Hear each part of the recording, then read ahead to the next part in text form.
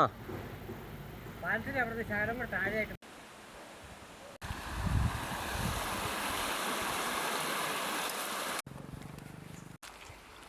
പ്രിയപ്പെട്ടവരെ, നമ്മൾ ഇന്ന് അഞ്ചുകുഴി പഞ്ചതീർത്ഥ ദേവീക്ഷേത്രത്തിലാണ് വന്നത്.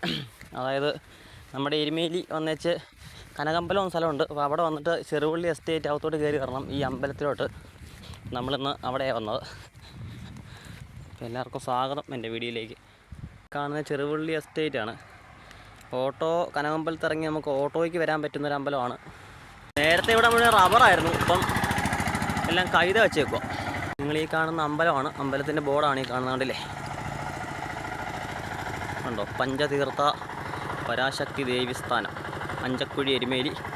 ഉണ്ടോ? ചേനപ്പാടി കണ്ടോ എഴുതി വെച്ചാൽ.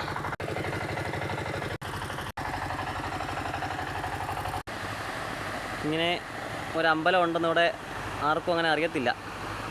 ഈ റീൽസിൽ കൂടെ ഒക്കെ ഫേമസ് ആയാണ് ഈ അമ്പലം. ഇതുപോലെ തന്നെ ഒരുപാട് അമ്പലങ്ങളുണ്ട് ഇങ്ങനെ കണ്ണത്താ ദൂരത്ത്. ഇവിടെ വരാൻ വേണ്ടി എരുമേലി വന്ന് റാന്നി വന്ന് നമുക്ക് കനകമ്പലം വന്നെടുത്താൽ ഇവിടുന്ന് 2 കിലോമീറ്ററുള്ള ഓട്ടോയ്ക്ക് കയറി വരാം, നടന്നു വരാം. പിന്നെ റാന്നി വഴിയാണെങ്കിൽ മുണ്ടക്കയം എരുമേലി വണ്ടിക്ക് കയറിയാലും വരാൻ പറ്റും.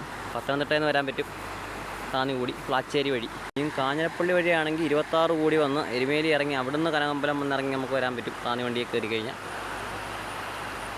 എന്തോ കാണാൻ നല്ല ഭംഗിയുള്ളതാണ്. ഇവിടെ അയ്യപ്പൻ്റെയും ദേവിയുടെയും പ്രതിഷ്ഠയാണ്. എല്ലാവർക്കും അനുഗ്രഹം ഉണ്ടാകട്ടെ എന്ന് ഞാൻ പ്രാർത്ഥിക്കുന്നു.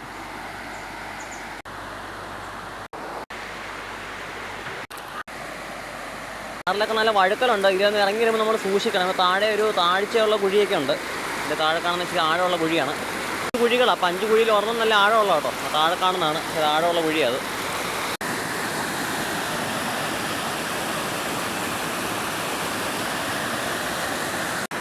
ഇവിടെ ഈ കാണുന്ന ഒരു 2 ആഴ്ച താഴ്ചയുണ്ട്. 2 ആൾ താഴ്ചയുള്ള വെള്ളം കേട്ടോ, കുഴിയാണ്. ആ മേളിൽ കാണുന്നതും താഴ്ചയുണ്ട്, ഇവിടെ താഴ്ചയുണ്ട്. ഇങ്ങനെ 3-4 എണ്ണം ഉണ്ട്. ഇവിടെ എല്ലാം അത്യാവശ്യം ആഴമുള്ള